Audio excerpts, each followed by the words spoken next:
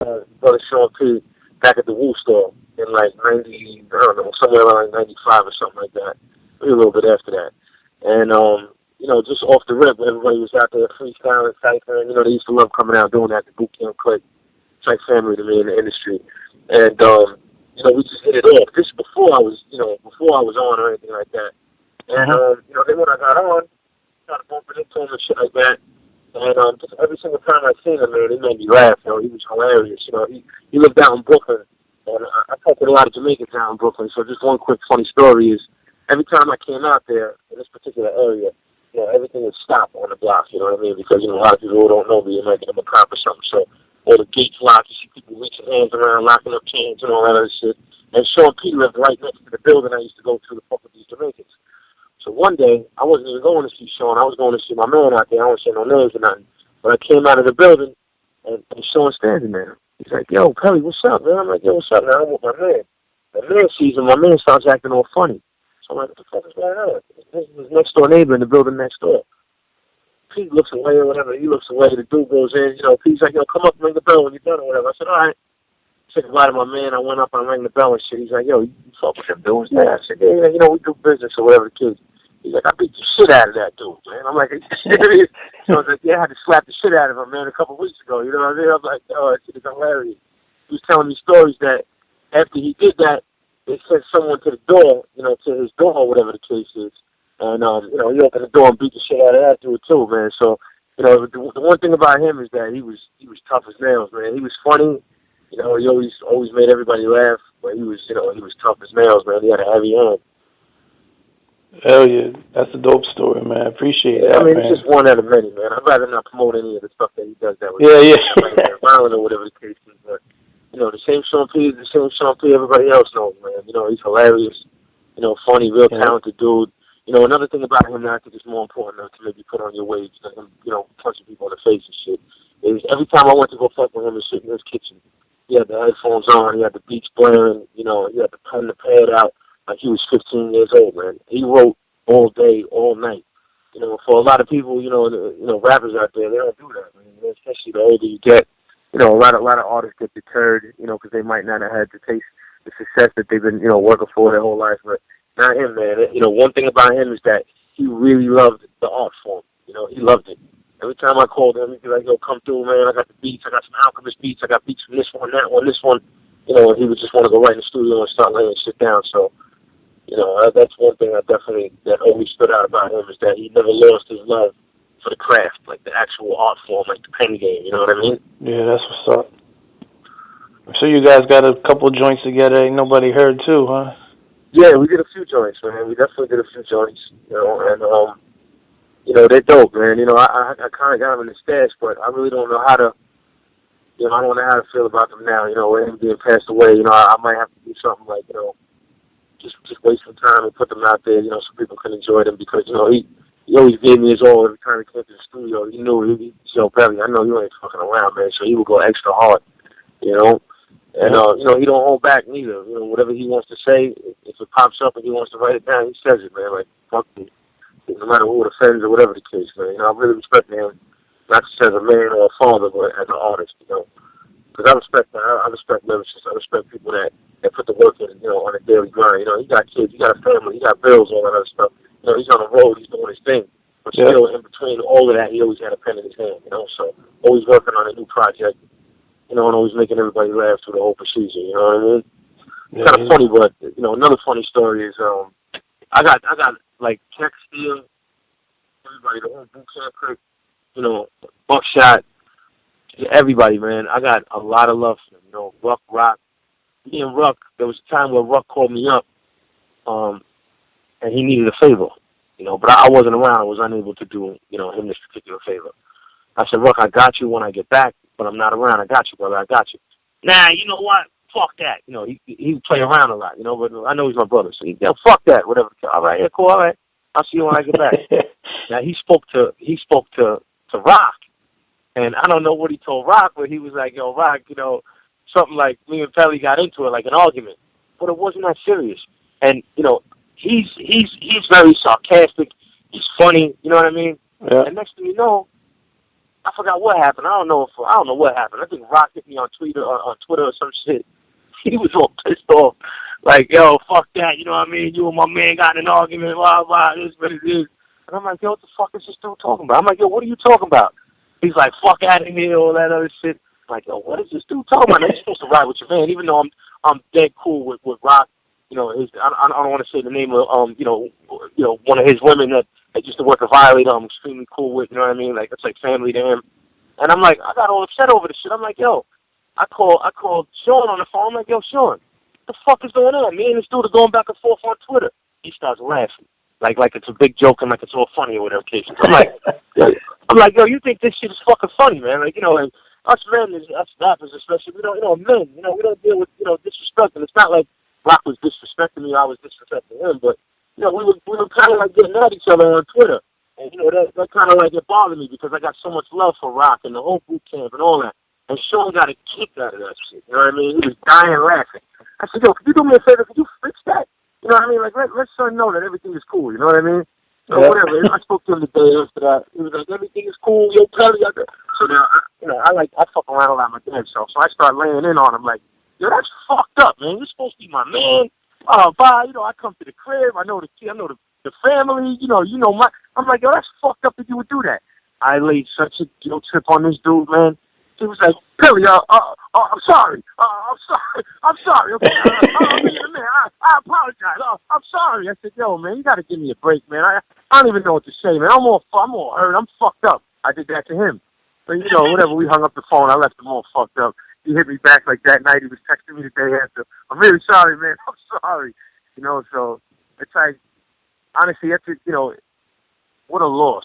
You know what I mean? Hell yeah, hip-hop. Big hip-hop loss. It's not even just hip-hop, man. It's like, just as a man. You know what I mean?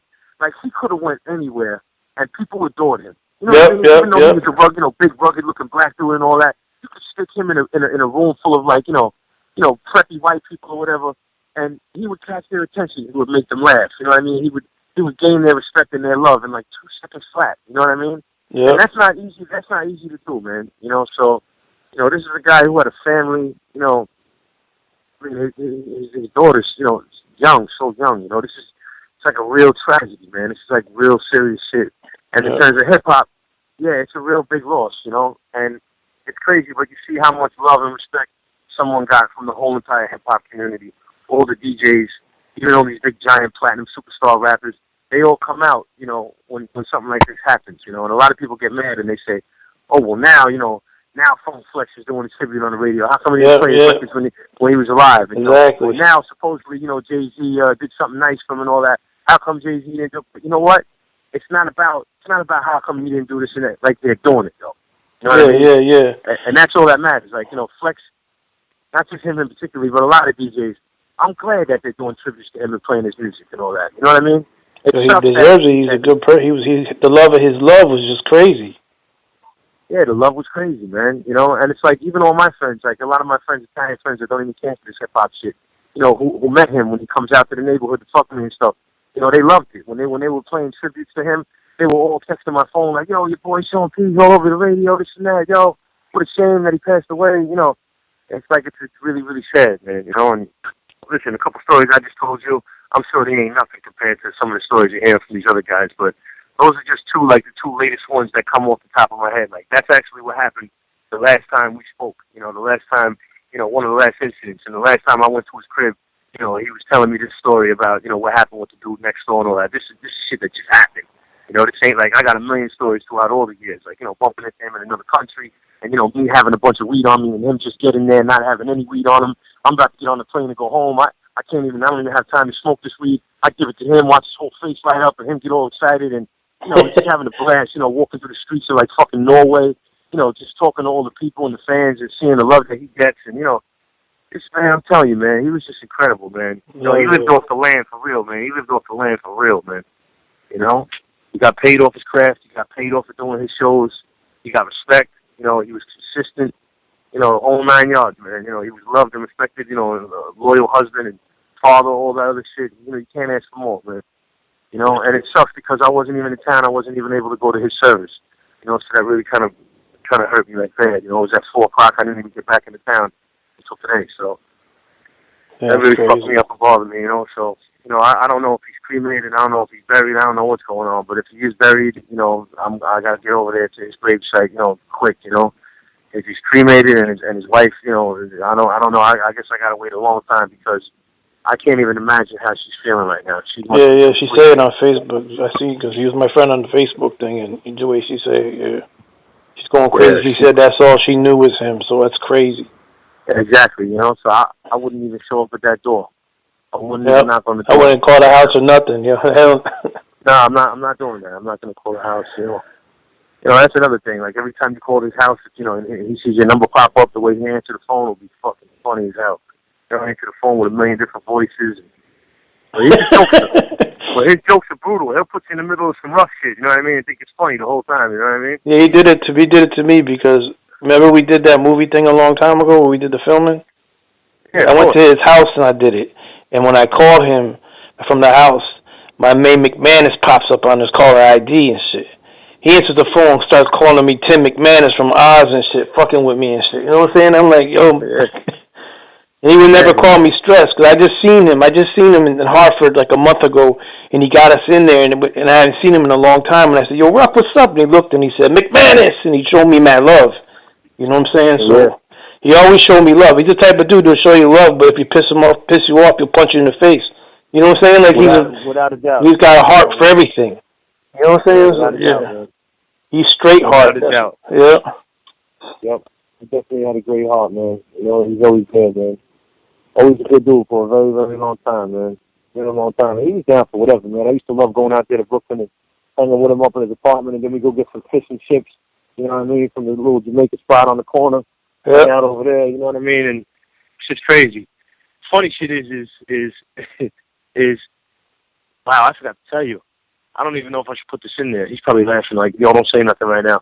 That time when they sent someone to his door, and he opened the door and beat the shit out of him, he was so on point and so, like, you know, because the guys next door are no joke, you know what I mean? He was so on point every time he came out of the house for a minute. You know, because, look, he hits hard. He only hit the guy one time, but he did damage to the dude. That's so, crazy. you know, they're grimy, you know what I mean? So he's thinking they're going to do something to him. So someone else came to the house, and he opened the door. And the person ended up being somebody that wasn't even with them. And it was a young person, like a really young person. And he fucking, I think, if I remember correctly, I think he broke the kid's jaw. And he felt like shit. He was like, yo, Pelly, man. He's like, I swear to God, this kid's hat came flying off. His fucking face went in half. And he was only a shorty, the kid. You know, I forgot what his business was at the door, but he wasn't even with them guys from next door. That's crazy. So it's like, you know, he's just funny as he was and as cool as he was and as talented as he was. He had no problem. A fight with him is only lasting 2 seconds, you know what I mean? Because the other just tap your jaw and that's it, you know? He's a big dude. He's a big dude.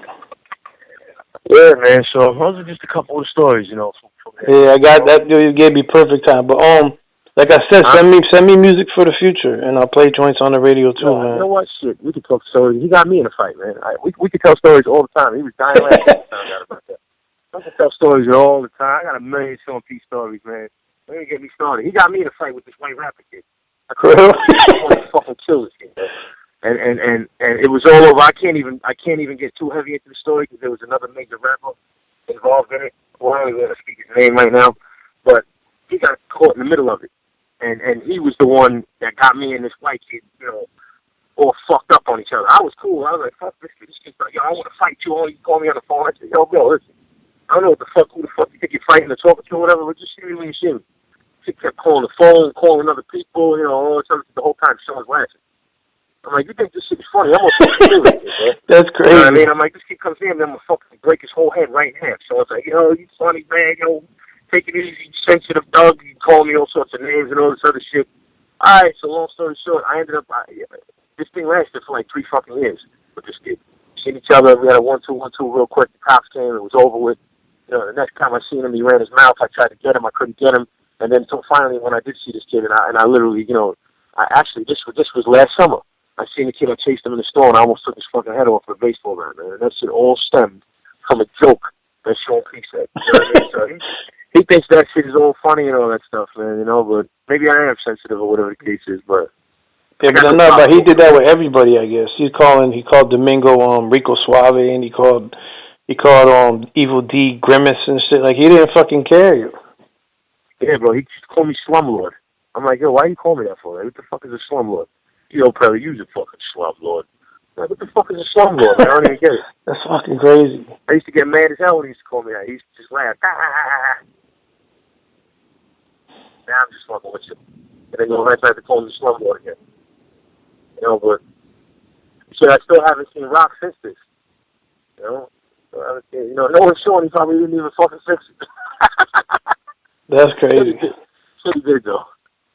You know, but yeah, it's the utmost for the boot camp quick, man. I love all those guys, man. Everybody, the whole, like, you go down the whole fucking squad. I love every last one of them. You know, Rock especially, man. I don't deal with the little bullshit drama and all the little garbage and hip hop stuff and all that. You know what I mean? You got to remember how long you know people for. Just remember the love that you have for them. You know, I don't get into nothing with none of these people in the rap. You know what I mean? I just don't do it. You know, so yeah, but those are some of the stories.